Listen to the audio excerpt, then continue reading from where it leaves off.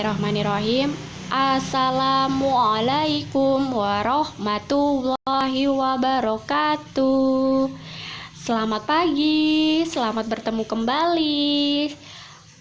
Kita masih pada tema 4, subtema 2. Sekarang memasuki pembelajaran ketiga.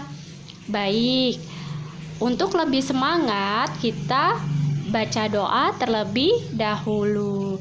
Bismillahirrahmanirrahim. Rabbi jidni ilma warjukni fahma. Amin.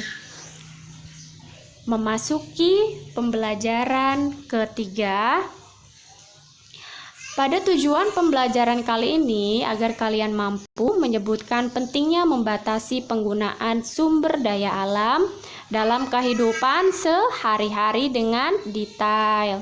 Kalian mampu mengomunikasikan contoh kegiatan menjaga kelestarian alam dalam kehidupan sehari-hari dengan detail. Serta kalian mampu menilai cerita tersebut dengan detail juga ya. Kalian mampu menyampaikan pendapatnya mengenai suatu cerita secara lisan maupun tulisan dengan sistematis. Ayo kita belajar. Pada kali ini sumber daya alam. Muatan IPA, pengertian sumber daya alam. Sumber daya alam adalah segala sesuatu yang muncul secara alami yang dapat digunakan untuk pemenuhan kebutuhan manusia pada umumnya. Jadi, sumber daya alam sekali lagi segala sesuatu yang muncul secara alami yang dapat digunakan untuk memenuhi kebutuhan manusia pada umumnya. Yang tergolong di dalamnya ada apa saja anak-anak? Ada komponen biotik seperti hewan, tumbuhan, dan mikroorganisme.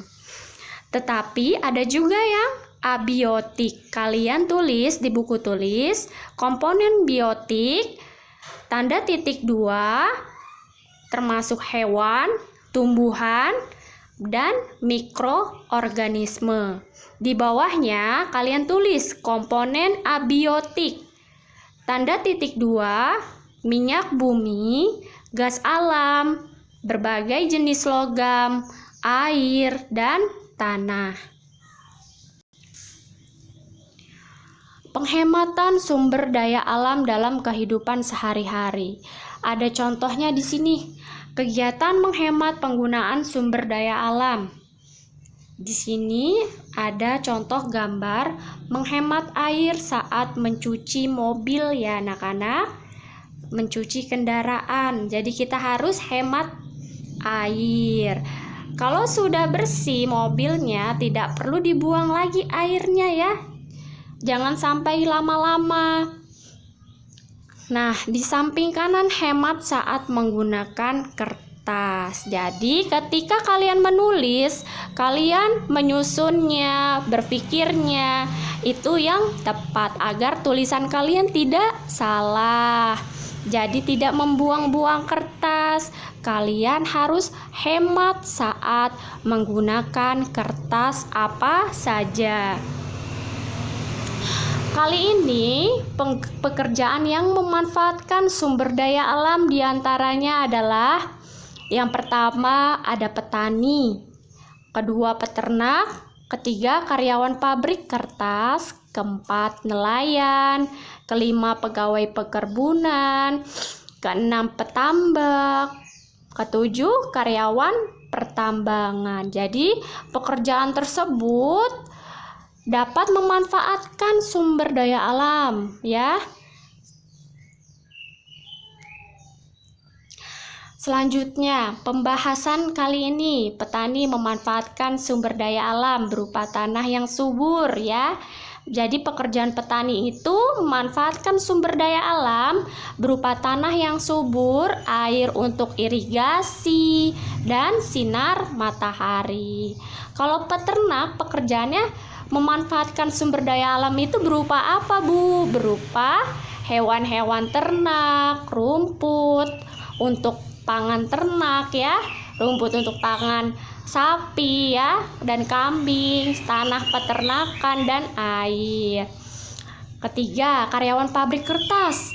Nah, karyawan tersebut mengolah kayu dari hutan untuk dijadikan produk akhir berupa kertas yang kita pakai. Nelayan bekerja di laut untuk mendapatkan ikan. Keduanya merupakan sumber daya alam. Nah, pegawai perkebunan nih hampir sama dengan pertanian anak-anak.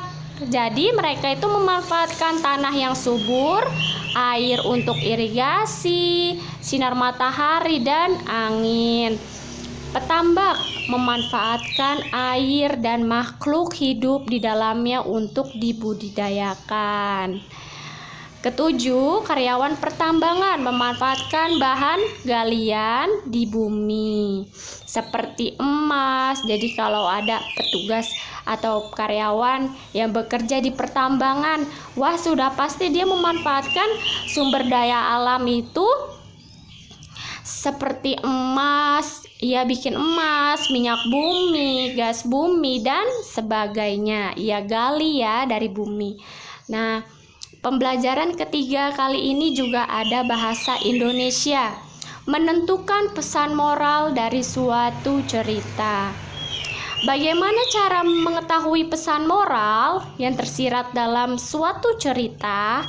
Misalkan kalian ada cerita atau teks dalam paragraf pertama hingga paragraf terakhir. Kalian baca cerita tersebut dengan cermat ya. Dan kedua, mencari peristiwa dan kalimat yang mengandung saran, nasihat, pesan, atau anjuran. Misalkan saran sebaiknya begini. Nah, kalimat itu sebaiknya itu termasuk pada saran. Mencari peristiwa, apa saja kronologinya yang ada pada setiap kalimat. Ketiga, membuat kalimat kesimpulan dari peristiwa atau kalimat yang mengandung saran, nasihat, pesan, atau anjuran dengan bahasa sendiri. Kalian buat kesimpulan dari peristiwa atau kalimat itu yang mengandung saran tadi, nasihat tadi. Ya, harus belajar sendiri. Pesan moral dalam suatu cerita, contohnya di sini pesan moral adalah pelajaran moral atau pesan yang didapat dari sebuah cerita yang dapat memberikan pelajaran hidup bagi pembaca dan orang lain ya. Jadi pesan yang ada pada sebuah cerita yang kalian baca, kalian baca dari paragraf pertama sampai terakhir, terdapat pesan moralnya, yaitu terdapat pelajaran hidup yang bagi kalian yang membaca. Jadi, oh ini bermanfaat sekali buat saya. Ini sangat membantu saya dan ini sangat menentukan saya untuk pengalamannya ya. Untuk tugas halamannya 72 sampai dengan 75. 72 sampai dengan 75. Semangat anak-anak. Wassalamualaikum warahmatullahi wabarakatuh.